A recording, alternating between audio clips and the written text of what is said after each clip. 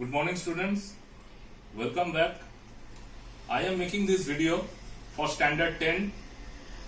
The name of the chapter is Sectors of Indian Economy, chapter number 2. Subject is Economics. Now in the previous class, we had discussed about the interdependence of all the three sectors. We had also discussed about that how the sectors, primary, secondary and tertiary, they need each other, they are interlinked with each other and they help to carry out the process of production. Now in today's video, so this is the third part of the video. In today's video, we will discuss about GDP, gross domestic product, and how intermediate goods and final goods, what are the role of intermediate goods and final goods in GDP. So we will discuss some of these things. Now let's begin with the third part. Now GDP, as you already know from standard 9 itself, GDP full form is gross domestic product. GDP is a very important thing in our national economy. For our economy, GDP plays a very important role.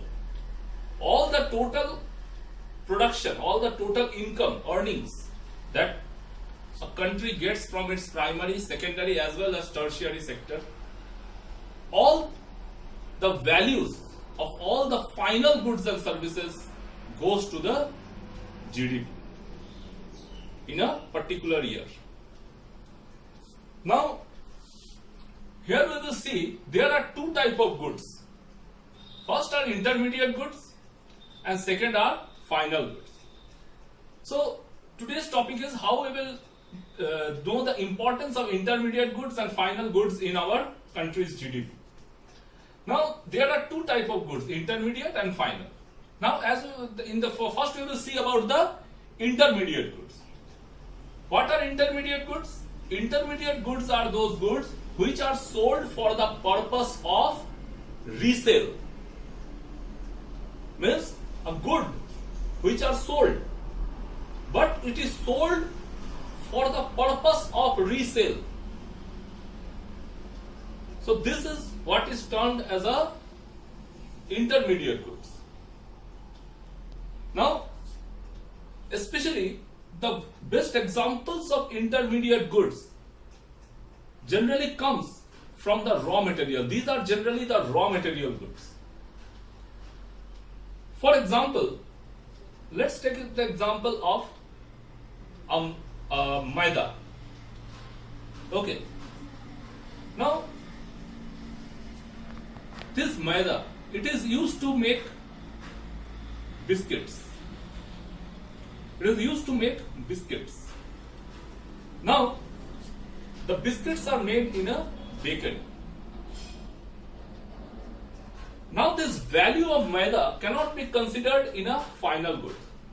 Whenever a bakery is purchasing that particular thing, that particular commodity, he is again using that particular commodity, that particular maida, and he is further doing all sorts of baking and all, adding some more commodities to it, and finally that bakery is making a biscuit that we generally consume.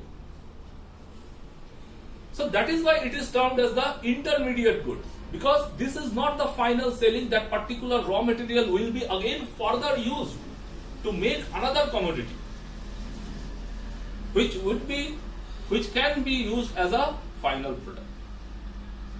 So, secondly, cannot be taken to calculate GDP. Yes, whatever are the raw material type of goods, those goods cannot be calculated for GDP. Why? Because if we will calculate the intermediate goods, there will be an error of double counting. I will explain you all this matter of double counting later. First, we will understand about these intermediate goods in a very smooth way. Now, let's take another example. All time times we cannot say. Now the best definition of intermediate goods are that goods which are sold for the purpose of reselling. Means sold once it was sold, but again it is going to be sold in the market. Because until and unless it is reaching in the hands of the final buyers, it remains as an intermediate good. So this will be the best example. This will be the best definition. Every time I cannot say about raw material because there are other exceptions also. Now, for example, let's take the example of a bike. Okay, a motorbike. Where we go to purchase a motorbike, we go to the particular showroom of that particular company. We go to the showroom of that particular bike company. Now, when that particular bike is brought by the showroom owner, from where the person is buying, he is buying from the purchasing, he is buying the thing from the manufacturer. Let's take an example of Honda motorbikes. A dealer, a showroom owner of Honda motorbikes is purchasing a Honda motorbike from the company, Honda company. Now, these Honda motorbikes, he is purchasing at a particular price. But that particular bike, at present, we cannot consider it as a final good. When the bike has arrived at the showroom, though the showroom owner has purchased the bike, but I cannot say that the bike has now become a final good. Why? Because when it will become a final good, when person like me and you will go and purchase that bike, because we are not going to further sell it. At new point, we are not going to further sell it. We might be selling it in a second hand in some other way. That is not economics. We are talking about the economics. Okay, what we are doing later on, that is not the factor now. Now, in the present scenario, a new bike I am just purchasing, and again I will not go into the market for reselling. That is not a legal process. Okay. So that particular bike will, until and unless, will not become a final good whenever a customer will not purchase it. And when the moment the customer has purchased it, that bike becomes the final good. Now, we will see about the final goods. What are final goods? The goods are not sold for the purpose of resale. Only those goods which are not made for the purpose of resale, that is termed as the final good. Now, for example, when we have purchased a particular commodity, for example, a television, you are going to a showroom and you have purchased a television. And what you are doing? You are simply hanging it in your home, in the wall. You are wall mounting it and you are simply watching it, enjoying it. You have purchased a mobile phone and you are simply enjoying it. You have purchased a light, you have purchased a bike, you have purchased a car. All these things that you have purchased with the intention of not selling. The goods that you have purchased for the intention of not selling it at that particular point. That particular point, that means whenever an earning is made, which means it goes directly, you are not paying directly to the government. That means that, okay, this is the factor, that you are using it for the purpose of using it on your personal use, for your personal happiness, for your personal excitement. This is what is termed as the final goods, for your self-consumption. And there, that the journey of that particular good comes to an end. Because after paying a certain value, an amount, you have purchased that particular good. amount that you have given as tax, as GST or whatever the tax, that tax directly goes to the government.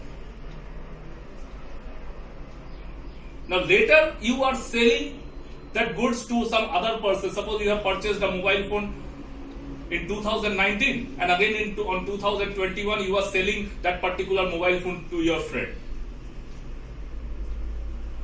So in that you are not going to give any sort of invoice, or for that you are not going to give any sort of any agreement or anything or this, that, nothing. So whatever goods are being sold, that are sold and the money is being kept by you. So government is not going to take care of it. Now these are the things. Second, another thing, in intermediate goods the value cannot be calculated to GDP, and in final goods the value are calculated for GDP. These are the things. Now this GDP, so what we have seen over here, that the value of all the final goods goes to GDP. It is taken for the purpose to avoid double counting of intermediate goods. Double counting of intermediate goods, the value will become a error. That is why intermediate goods are not taken under consideration. Now let's discuss the value, the error of double counting. So I have repeatedly used the word double counting. Now you might be understood that you might be thinking that what is this double counting? What sir is telling. Now double counting, in short I am writing DC, double counting. Now this is suppose intermediate good IG and this is final good FG. Now let's take the example of a potato chip, potato and potato chips. Now potato will come under intermediate good, potato chips will become the final good. What is double counting? Now suppose for making a chips, 100 gram, let's take an example, let's take a quantity of 100 grams. 100 grams. 100 grams potato worth rupees 2. Okay, now the company is purchasing this potato, okay, at suppose 2 rupees. He is using oil for suppose 5 rupees. He is spending on electricity suppose 1 rupee. He is spending on some other these expenses such as more 5 rupees. So this way the price of that 5 plus 5, 10 plus 11 plus 2, 13. So the cost of that chips comes around 13 rupees. So you see, here also the value of potato is taken, here also the value of potato is taken. So if intermediate goods will come to GDP, the value of potato will not be then, it will be 2 rupees, it will be taken as 2 plus 2, 4 rupees. So obviously it's a mistake. Because the value of potato, the price of potato is already included in the final good. So we don't have to take it double time. That is why the intermediate goods are not used for GDP. So I hope it is clear to you. So we have discussed about intermediate goods and final goods in the third part of this video. I will come with the fourth part this video very soon. Till then, stay home, stay safe and take care.